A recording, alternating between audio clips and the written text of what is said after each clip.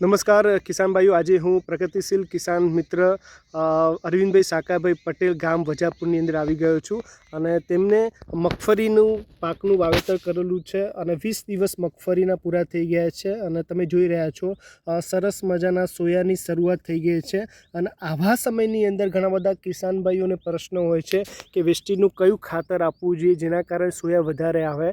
તો સોયા ત્યારે વધારે આવશે જ્યારે જમીનની અંદર મગફળીની રાઇઝોબિયમ ગાંઠો વધારે હશે.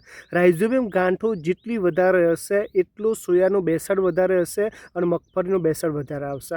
તેના માટે શું કરી શકાય કે 30 દિવસથી 35 દિવસ થાય મગફળીના તે સમયની અંદર એગ્રી મોસ 15 લીટર પંપમાં 25 ml તમે છંટકાવ કરી શકો છો અને તેની સાથે 82 હ્યુમિક આ બંને મિક્સ કરીને છંટકાવ કરવાથી સોયાનો વધારે બેસાડ આવશે અને મગફળીનો બેસાડ વધારે લાવી શકશું. તે સાથે જય જવાન જય કિસાન.